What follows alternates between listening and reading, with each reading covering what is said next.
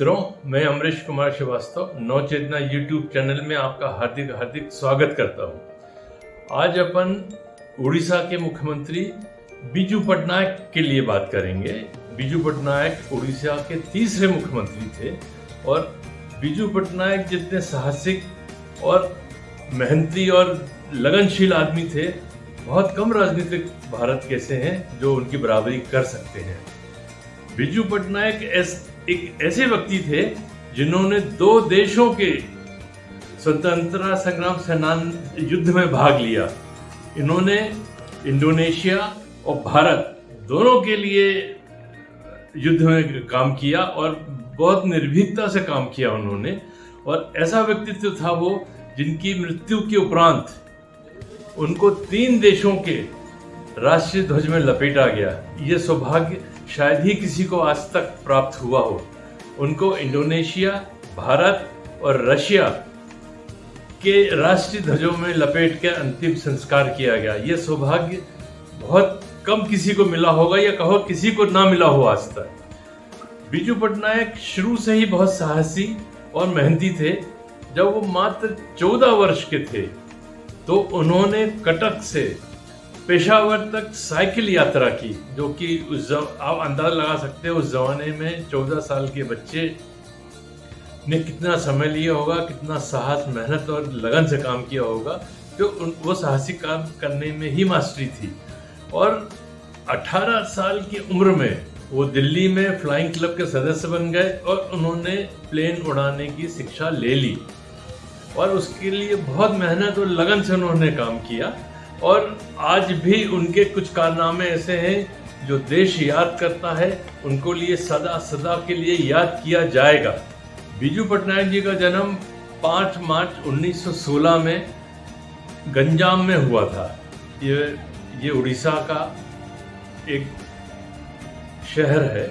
इनकी पत्नी का नाम ज्ञान पटनायक था और इनके 3 बच्चे थे। बिजू पटनायक जी के 3 बच्चे थे, नवीन पटनायक, नीता मेहता और प्रेम पटनायक। नवीन पटनायक आज भी उनकी गद्दी संभाले हुए हैं और लगातार 25 वर्षों से उड़ीसा के मुख्यमंत्री बने हुए हैं। इनके पिताजी का नाम लक्ष्मी नारायण था और माता का नाम आशालता था।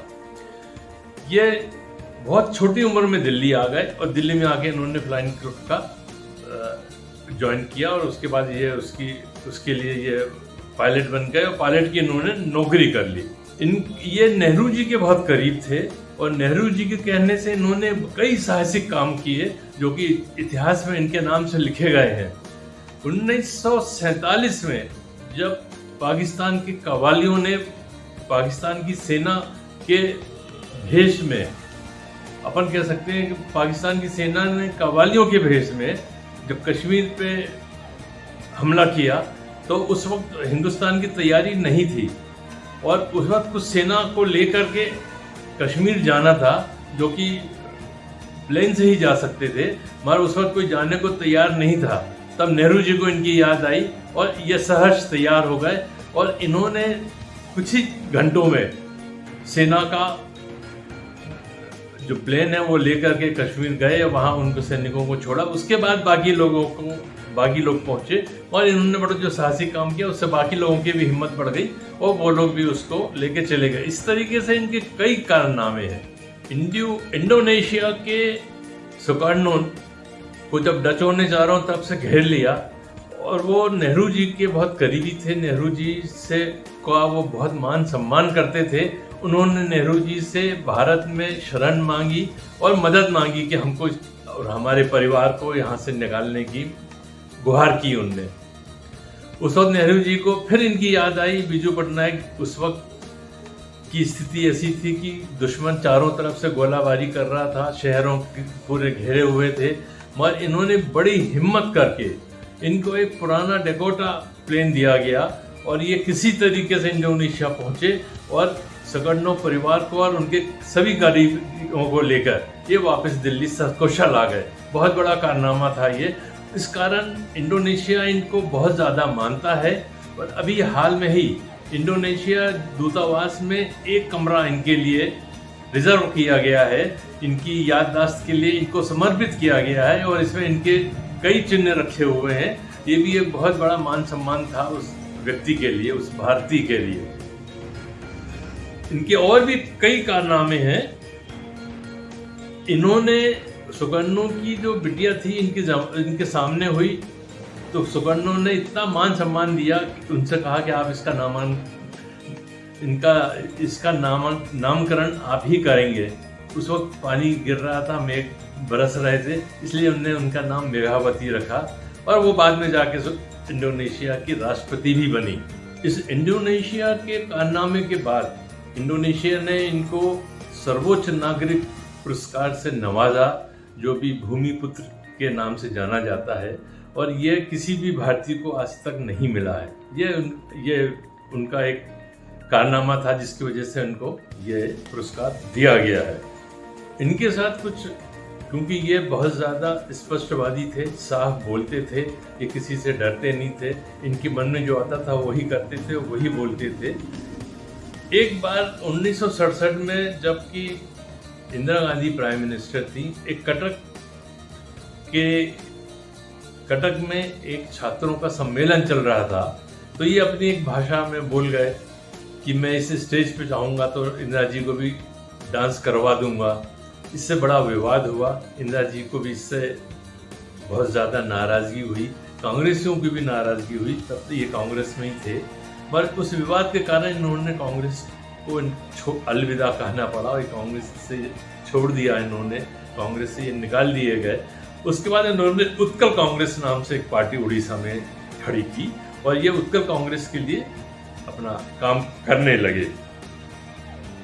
जब 1977 में कांग्रेस हार गई और मोरारजी देसाई जब देश के प्रधानमंत्री बने, उसी बीच में संजय गांधी जी ने मारुति गाड़ी के लिए एक कारखाना डालने के लिए, एक मारुति मध्यम वर्ग के लिए, अल्प आय लोगों के लिए एक कार का विचार किया और उसके लिए उन्होंने कारखाना डालने की बात की। उस वक्त संजय गांधी का विरोध करने वाले ही, उनका नाम लेने वाले भी बहुत कम थे, और इनके मन में आया और इन्होंने पुरजोर उसका स्वागत किया।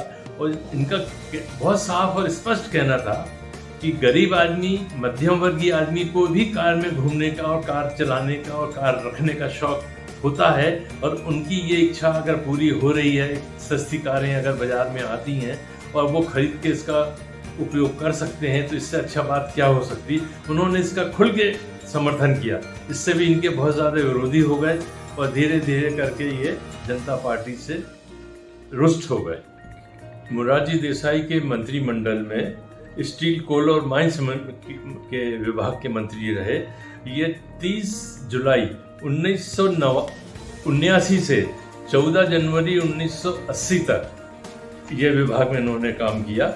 उसके बाद ये 26 मार्च 1977 से 15 अगस्त 1979 तक और इन्होंने मंत्रिमंडल में काम किया।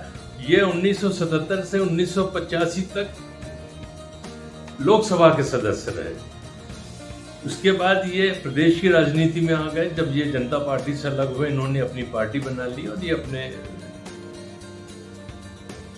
प्रदेश की राजनीति में पुनः सक्रिय हो गए। ये 2 बार मुख्यमंत्री बनाए गए। ये पहले बार जब मुख्यमंत्री बनाए गए तो कांग्रेस का रिजीम था, जवाहरलाल नेहरू इनके करीबी थे, उन्होंने इनको पहले बार मुख्यमंत्री उड़ीसा का बनाया। ये 23 जून 1961 से 2 अक्टूबर 1963 तक पहले बार मुख्यमंत्री रहे।